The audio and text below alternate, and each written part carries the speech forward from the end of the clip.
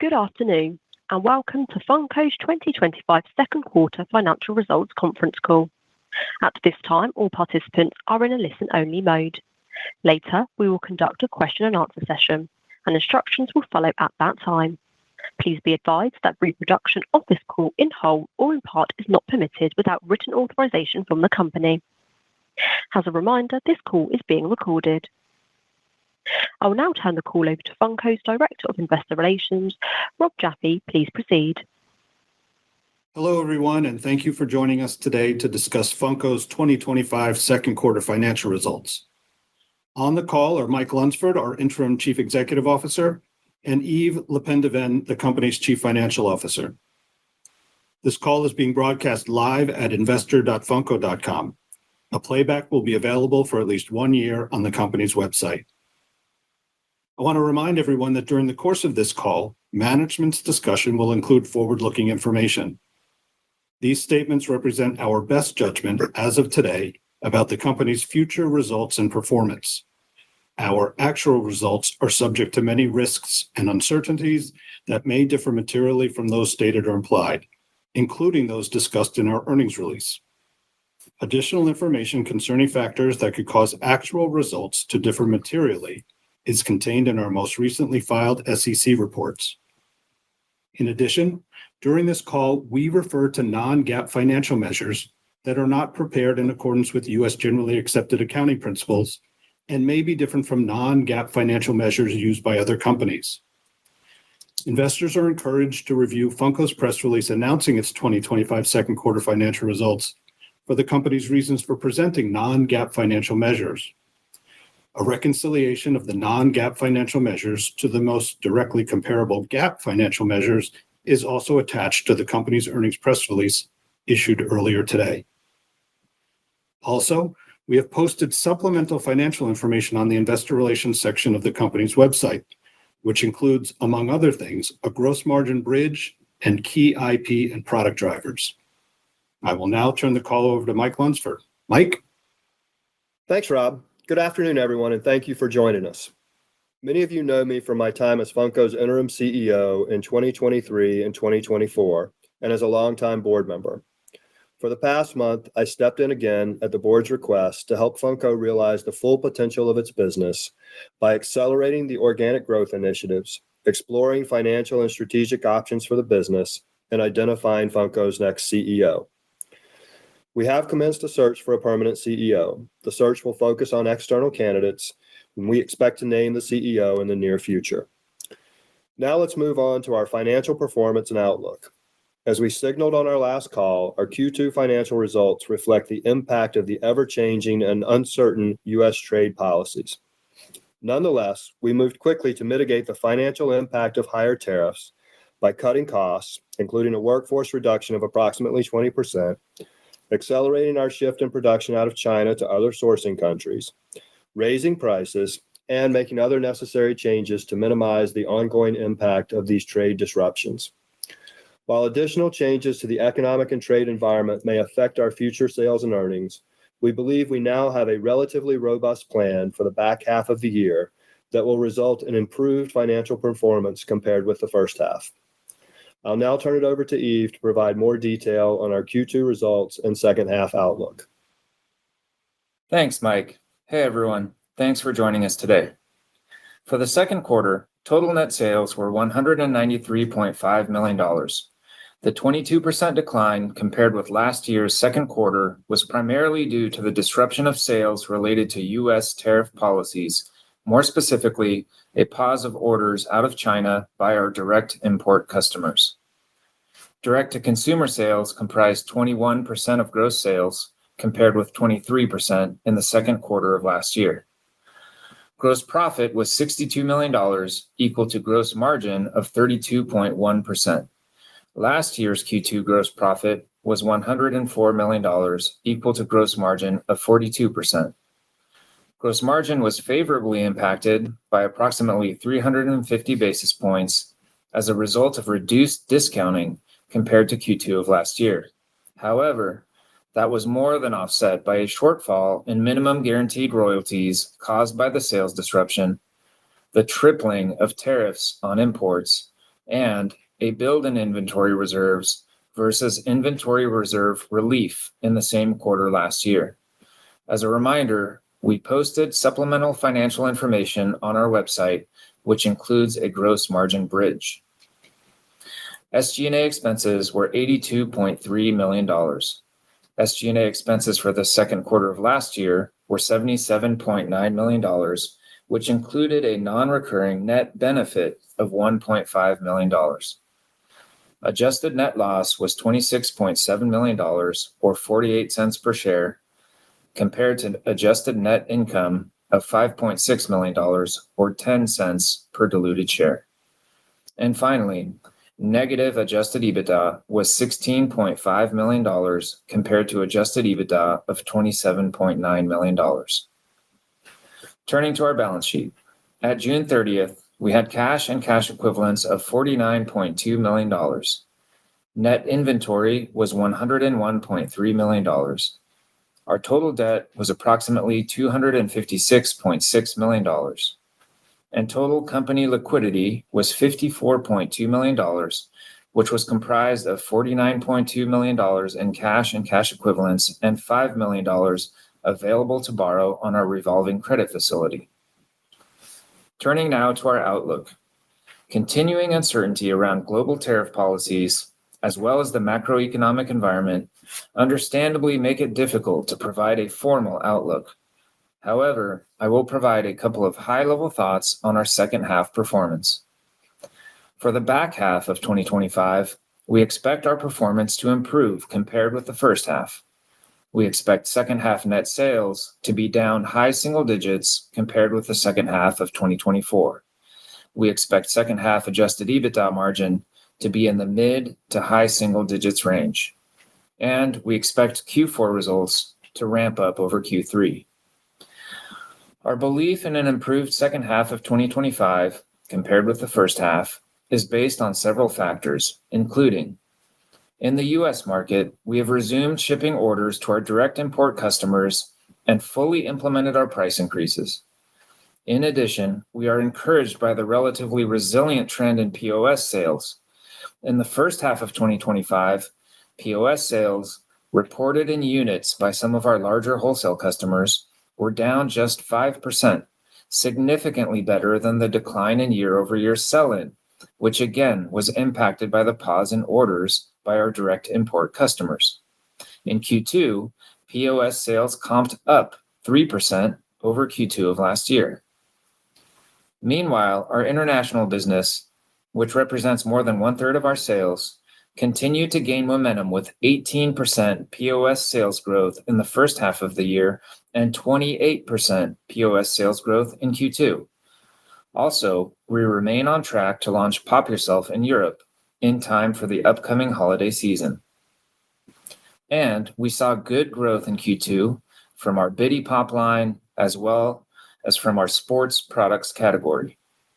We continue to expect to fully offset the financial impact of incremental tariffs within the current year. We now estimate the incremental duties and tariff costs in 2025 to be approximately $40 million compared to our earlier estimate of $45 million.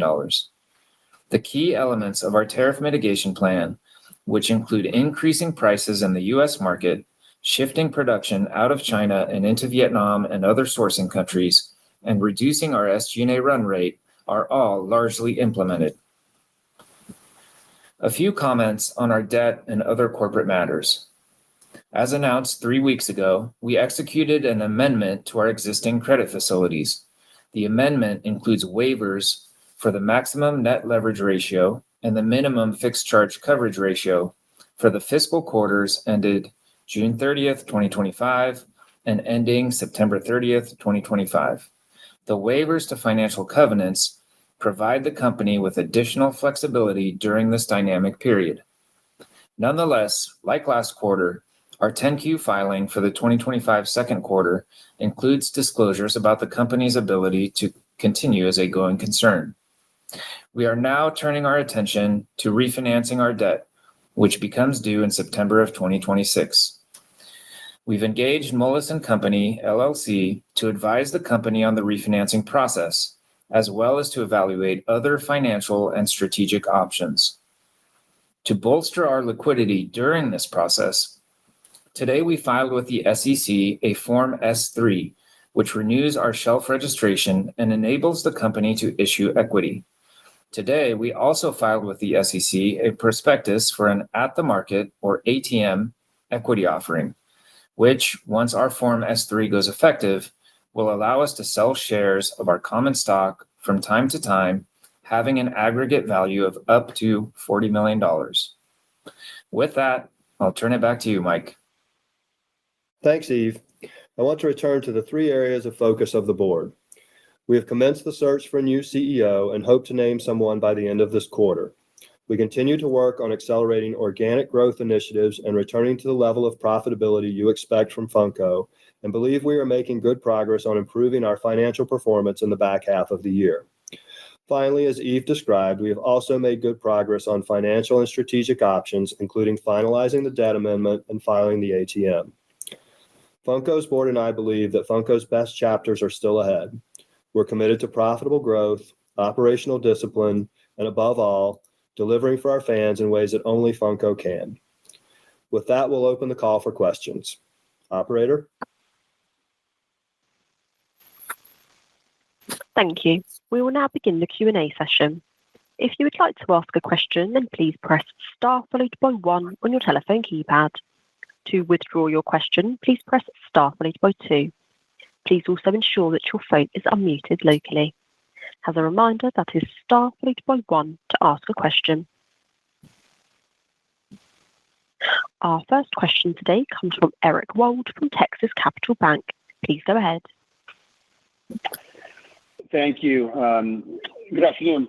A few questions. I apologize. I haven't had a chance to read through the entire 10Q yet, so I know some of these may be in there. But I guess first question, looking at the adjusted EBITDA in the quarter, obviously I know a lot of disruptions in the quarter around your gross margin and kind of navigating the tariffs and kind of getting around the shipments in the quarter. It doesn't look like anything was added back to adjusted EBITDA around potential kind of one-time SG&A items in the quarter around the disruption. Anything that you potentially call out, maybe not to be added back, but anything that $82 million of SG&A in the quarter that you maybe kind of say was somewhat not normal as you kind of navigated around the issues in the quarter that we should kind of think about as a kind of model going forward? Hey, Eric, this is Eve. That's a great question. It's a little bit hard to quantify in terms of the top line disruption in the quarter that was, just isolated to the tariffs announcement. What I would point you to are some supplemental slides that we posted on our IR website, and I did provide a gross margin bridge there. You'll see on there that about almost 5 points of our margin decline year over year was directly attributed to the tariff announcement. So I think that's one thing I would point to in the quarter that, was, I don't know that I'd call it one time, but it certainly was a big variance compared to Q2 of last year. Got it. And then, when you talk about on the first quarter call, you talked about you halted the Q2 inbound orders to avoid the tariffs. And you talked about now you kind of resumed those. Now, as you think about Q3 and the orders that were kind of halted or paused in Q2, how would you characterize the orders that were paused? Were the majority of those kind of resumed, canceled, somewhere in between? How should we think about the orders in Q3? Are those kind of the ones that were paused in Q2 kind of pushed into Q3, or new? Kind of trying to get a sense of kind of what was kind of shifted, or was there a good percentage of those that in Q2 that were paused that were kind of ended up being canceled as a result of something else kind of came up between Q1, Q2, and where we are sit today? Yeah, that's a great question. So, I think the interruption in terms of shipping the orders to direct import customers was primarily, happening in the April and May months. The good news is we were able to kind of work out pricing arrangements with our key customers to get those orders moving again in June. There are some orders that were intended to ship in Q2 that have rolled over into early Q3. Again, it's a little bit difficult to quantify that. But the good news is that we've got those orders flowing again. We've implemented our price adjustments, and we have a pretty good visibility on our Q3 order book right now, and things are looking good in terms of normal kind of shipping patterns and seasonality of the business. I would say at this point in time, barring any kind of unforeseen new announcements about tariffs and so forth, that we've kind of resumed normal shipping patterns. Perfect.